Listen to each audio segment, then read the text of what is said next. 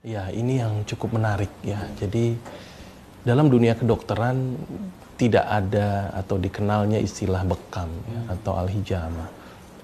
Dalam konsep kedokteran, bekam ini dianggap sebagai pengobatan alternatif ya. Pengobatan yang ya penting nggak penting gitu ya. Jadi nggak dianggap sebagai sebuah pengobatan yang masuk dalam dunia kedokteran. Padahal kalau dikaji dari sisi ilmiah ini sangat luar biasa, sangat luar biasa.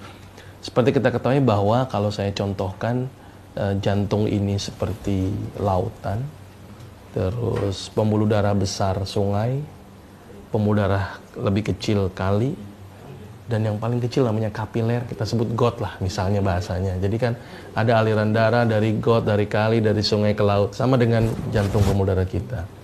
Nah ternyata daerah-daerah yang paling kecil di pembuluh darah, yang disebut dengan pembuluh darah kapiler, itu daerah yang banyak terjadi sumbatan-sumbatan. Ya kalau kita ibaratkan kalau sungai sama got, kalau ada sumbatan sedikit pasti kan yang tersumbat di gotnya, bukan di sungainya. Sama halnya dengan di daerah pembekaman itu. Nah kapiler itu ternyata banyak di daerah-daerah yang tepi atau pinggir. Salah satunya adalah di end organ atau di daerah kulit. Kulit itu banyak pembuluh darah kapiler-kapiler yang kecil sekali. Dan itu sering terjadi sumbatan. Maka itu kenapa indikasi-indikasi medis itu sering dilihat di kulit. Misalnya penyakit hepatitis, bilirubinnya meningkat, kulitnya warnanya kuning. Contoh lagi misalnya penyakit misalnya gagal ginjal, urium naik, kreatinin naik, kulitnya agak berwarna hitam. Jadi banyak kulit itu sebagai manifestasi ending akhir dari sebuah produk metabolisme tubuh. Oleh karena itu ketika proses pembekaman kan ini melibatkan kulit. Nah kulitnya itu dikop, kemudian dibikin perlukaan dengan harapan darah yang ditimbulkan itu terkop lagi, tertarik. Karena ternyata kalau di got nyumbat, nih saya contohkan saja supaya masyarakat mudah ya. Got nyumbat disodok gampang. Tapi kalau pembuluh darah tepi kapiler nyumbat gimana nyodoknya kan gitu kan. Nah, dengan cara diluka, dikop gitu ya. Jadi sumbatan-sumbatannya ini bisa ketarik gitu ya. Maka itu kenapa bekam ini sangat bagus sekali untuk menghilangkan sumbatan-sumbatan di daerah pembuluh darah tepi. Sehingga ibaratnya kalau ujungnya nyumbat, ibarat selang air, ujungnya nyumbat, kira-kira gimana nih? Apa sih istilahnya salurannya atau selangnya? Pasti kan keras. Nah, itu yang disebut dengan kalau bahasa medisnya hipertensi. Hipertensi itu adalah kerasnya atau tingginya tekanan di dinding pembuluh darah. Nah, gimana cara menghilangkan darah tinggi? Nah, salah satunya sumbatannya dihilangkan. Maka dia akan kendor lagi.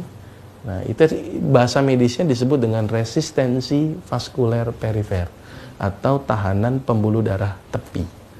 Maka itu kenapa bekam ini sangat bagus untuk mengurangi resistensi vaskuler perifer. Maka itu orang-orang yang darah tinggi, sangat bagus sekali itu dengan proses pembekaman. Karena ujungnya itu bisa, sumbatannya dihilangkan dengan ditarik. Dan kenapa bekam ini kok bisa menghilangkan sumbatan? Karena tadi proses perlukaan, kemudian pengokopan. Jadi akan tertarik. Dan uniknya lagi bahwa daerah-daerah yang dibekam itu daerah-daerah yang sering banyak nyumbat. Daerah mana yang sering banyak nyumbat? Daerah yang jarang sekali bergerak. Ibaratnya ada selang, kalau gerak-gerak terus kan berarti sumbatannya dirontok gitu ya. Tapi kalau nggak bergerak pasti dia akan macet di situ. Maka itu daerah-daerah yang jarang bergerak, misalnya daerah punggung. Ini kan jarang sekali bergerak ya. Kalau tangan sih nggak nyumbat lah ini ya, karena setiap hari kita bergerak. Maka itu kenapa titik-titik sunnah bekam itu banyak di daerah-daerah belakang. Ya daerah sini, daerah sini, daerah sini. Ini daerah-daerah yang paling banyak nyumbat ini. Nah, sumbatan-sumbatan yang paling sering itu apa? Yang pertama, plak. Terus pembuluh darah atau darah-darah tua yang dia nggak bisa elastis lagi sehingga dia ngendap di situ. Karena ternyata ukuran darah merah dengan pembuluh darah itu gedean darah merahnya. Tapi kenapa dia bisa lewat begini? Karena dia daya elastis. Nah, dia bisa elastis begini, gitu elastis. Tapi darah-darah tua nggak elastis lagi, dia nempel sini, plak, nyumbat. Nah, maka itu kenapa disunahkan sebulan sekali itu karena setiap hari pasti darah itu akan mengalami proses tua. Itu sumbatan yang pertama. Belum lagi lemak, belum lagi trombus, belum lagi toksin dan sebagainya akan numpuk di situ. Bukan cuma darah saya ya. Banyak. Kalau sudah darahnya nempel di sini ibarat got, taruhnya misalnya yang nyumbat rambut dulu, nanti nempel lagi kan, kertas, terus kemudian barang yang lain. Nah, sumbatan itu akan menyebabkan darah tidak bisa mengaliri nutrisi menuju sel. Timbullah kematian sel, ya. Maka itu kulit kita menjadi jelek, buruk dan sebagainya. Maka itu bekam ini sangat bagus untuk menghilangkan sumbatan dan melancarkan aliran darah. Itu manfaat dari sisi yang pertama bahwa ternyata bekam itu sangat bagus untuk tadi. Terus yang kedua, kalau sumbatannya itu terambil, berarti kan komponen-komponen yang tidak berguna bisa terbuang. Racunnya terbuang, trombusnya terbuang, semuanya terbuang.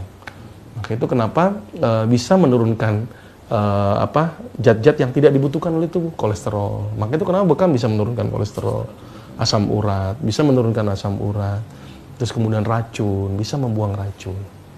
Nah, darah-darah tua ini kalau seandainya memang tidak berguna dan nyumbat, sering diolah di limpa. Nah, tapi gara-gara sudah dikeluarkan darah bekam, maka beban kerja limpa juga menjadi berkurang. Nah, ini gambaran sedikit kenapa bekam ini sangat penting. Bahwa ternyata tubuh kita ini sering terjadi metabolisme yang menyebabkan tersumbatnya aliran darah dengan segala penyebab. Baik itu trombus, baik darah tua gitu ya, ataupun toksin, ataupun zat-zat lain yang memang tidak dibutuhkan yang akan menyumbat di daerah pemudara-pemudara tepi. Dan itu sangat dianjurkan untuk selalu berbekam tiap bulan gitu. Disunahkan sebulan sekali. Karena setiap hari kan kita makan, ya kan? Darah juga ada waktu untuk regenerasi. Setiap hari kadang-kadang kita makan racun, apalagi sekarang ini makanan banyak yang mengandung racun gitu kan, yang tidak berguna, pestisida, pengawet dan sebagainya. Ini yang menyebabkan kenapa pentingnya berbekam gitu ya untuk 1 bulan 1 kali. Nah, gitu gambarannya Mas Awam.